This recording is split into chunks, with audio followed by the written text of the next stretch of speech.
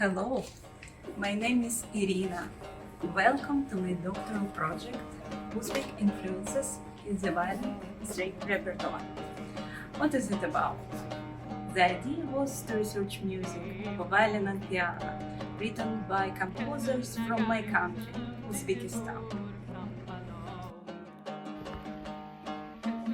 I grew up in Uzbekistan, in Tashkent city. I experienced this culture every day, eating the food, admiring the beautiful nature and mountains, and most importantly, listening to a lot of Uzbek music. This music often draws from folk Uzbek motifs and features special rhythm called usu. I also saw traditional instruments that played this folk music, as well as Uzbek art music known as makam. These traditional instruments include the gijak, dombra, and doira. In fact, until the beginning of the 19th century, these instruments mainly played improvised music and were not associated with notated music. After the arrival of Soviet power, traditional music began to be notated. I am Slovenian and a Russian speaker, and probably you are wondering, how did I get there to Uzbekistan? My predecessors escaped from Russia during the Soviet Union regime in the 1920s. Russian authorities confiscated everything the citizen had acquired. My grandmother and her family headed to Uzbekistan, Tashkent city, for safety reasons.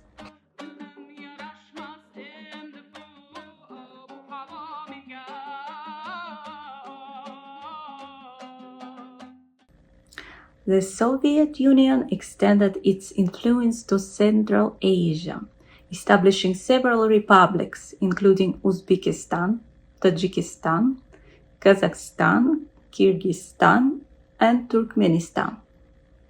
These republics were reorganized to mirror Russian political and cultural structures. The good thing was that the Russians brought Western culture to this country. The conservatory, which my mom, dad, and I later graduated from, specialized music schools and institutions like Union of Composers were founded. Despite these changes, Uzbek folklore remained a vital part of the country's cultural identity. This blend of tradition and modernity inspired Uzbek composers to create unique works for violin and piano. The music of these composers is what I'm going to play today. The uniqueness of their music lies in writing works according to classical canons and Western harmonies, as they were taught at the Conservatory of Uzbekistan, while also incorporating Uzbek folklore. One of these composers is Fatah Nazarov. I will begin my performance with his piece, Song and Dance, which was originally composed in a way that it can also be performed by a gijak player.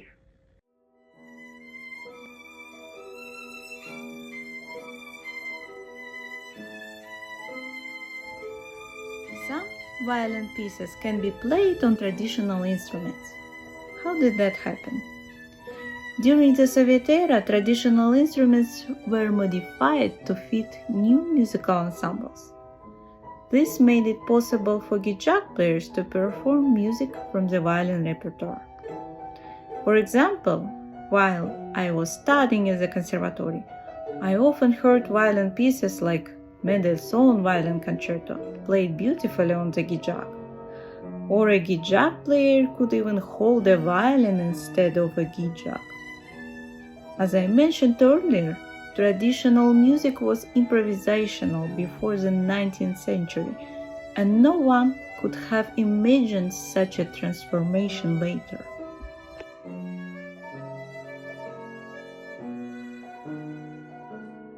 The next composer in my program is Anatoly Varilas, who was my violin teacher at the Conservatory of Uzbekistan.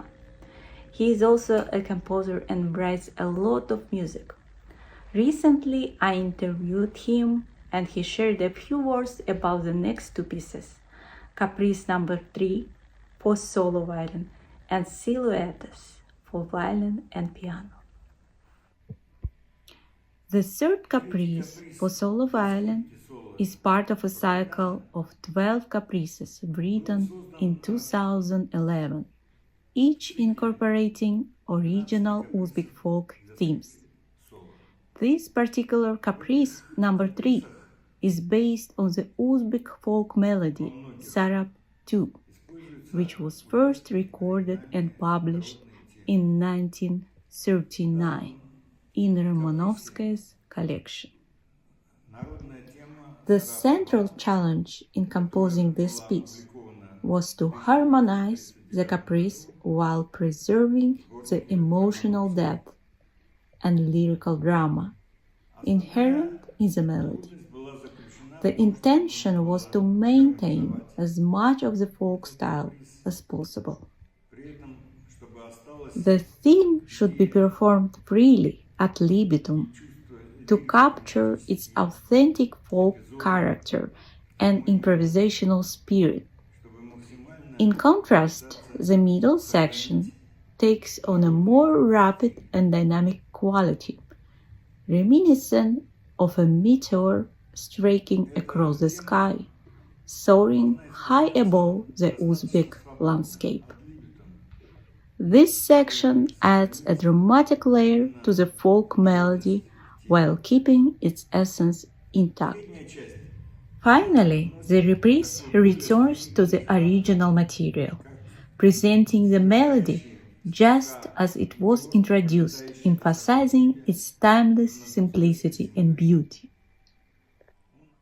The fantasy Silhouettes for violin and piano was composed in early 2004 for the International Festival Ilhom 20. Its success at the festival marked a turning point, securing its place in both concert and educational repertoires. The idea for the piece emerged from creating complex, somewhat unconscious images loosely connected to fantasy. The piece consists of various elements introduced at the very beginning, which then echo and interact, creating the illusion of shifting images. From a performance perspective, it is particularly interesting because of the diverse violin techniques it employs. When I was nearly finished writing the piece, I still hadn't decided on a name. I asked my mother for suggestions, and she proposed Silhouettes. In my view, this title captures the essence of the work perfectly. Она мне предложила силуэты. И надо сказать, что это название, мне кажется, очень точно отображает заложенное содержание в этой пьесе. The next piece is a trio by Akmal Safarov, written for violin, cello, and piano in 2016. I would describe it as a bright and exciting work. Akmal Safarov is a young and talented composer, as well as a winner of many international competitions.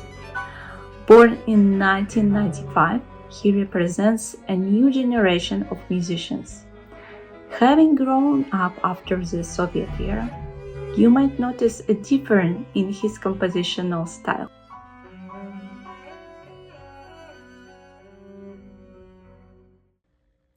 After the intermission, you will hear Georgy Mushel's Violin Sonata in D minor, which takes us back to the year 1950.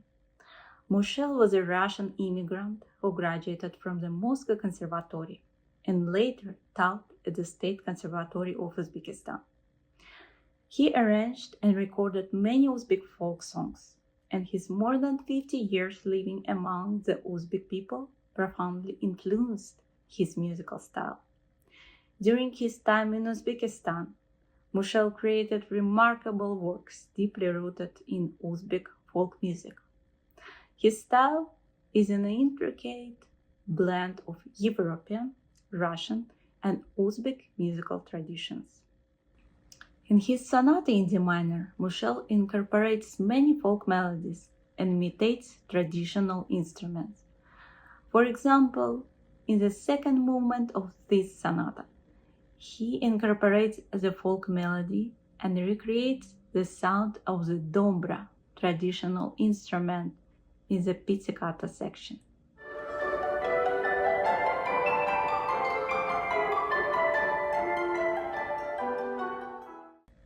The world premiere of Akmal Safarov's new piece, Fantasy, will close my concert tonight.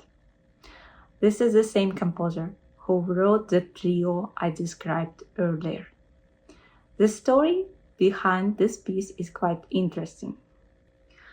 One day, during a conversation, I had an idea and said to him, Akmal, can you write a show piece for me? Something with Uzbek folk elements, rhythms, and all the crazy ideas you can think of. He replied, no problem. And then he disappeared for a few months. I was so busy at the time that I almost forgot about our conversation. Then I remembered. I checked in with him and he said, I'm working on it. Finally, just when I had given up hope, a couple of weeks ago, he sent me the completed piece. And let me tell you, it was something truly special. There is a short interview with him. The idea was to create a synthesis of the East and the West, combining Western forms with Eastern folkloric motifs. What advice would you give to musicians performing this composition? This composition includes several special effects that performers should pay attention to. For example, at the very beginning of the piece, there is tapping on the piano lid. When the solo violin enters, the pianist continues to tap on the piano lid, playing along. There is also a distinctive clicking sound on the first beat. The pianist can make this click first and then ask the audience to join in, which adds to the overall sound and performance experience. Additionally, this composition incorporates makam, a traditional genre, specifically the chuli irok.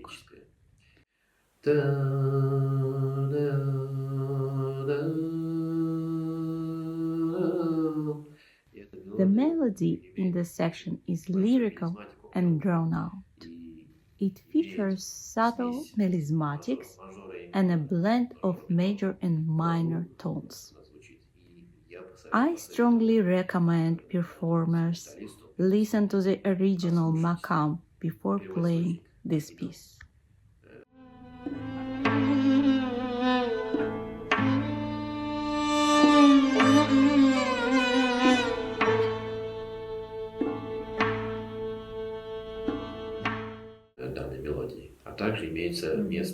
On the western side, I introduced jazz elements into the composition by drawing on the rhythmic structure of makam. I developed jazz motifs that align with this rhythm, creating a unique fusion of styles. I hope this analysis helped you gain a better understanding of this music. Thank you for listening and enjoy the performance.